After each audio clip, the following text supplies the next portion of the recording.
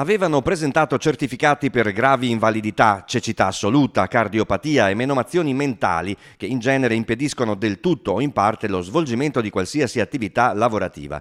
3 cittadini serbi di 69, 66 e 40 anni, 2 donne e un uomo, residenti a Vicenza e appartenenti allo stesso nucleo familiare, non avrebbero però detto la verità e per anni avrebbero percepito la pensione di invalidità INPS indebitamente, secondo quanto scoperto dai finanzieri del comando provinciale di Vicenza.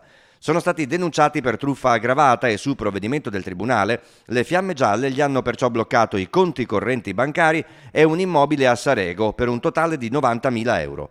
Le Fiamme Gialle vicentine, coordinate dalla Procura della Repubblica, hanno pedinato i 3, effettuato sopralluoghi, acquisito informazioni e documenti negli uffici pubblici, recuperate e studiate da medici le loro cartelle cliniche. Gli esiti hanno messo in evidenza l'incoerenza tra le patologie sofferte dai 3 indagati e il loro stile di vita. Risultato: le pensioni sono da considerarsi illegittimamente percepite fin dal 2015 e i beni mobili e immobili personali bloccati.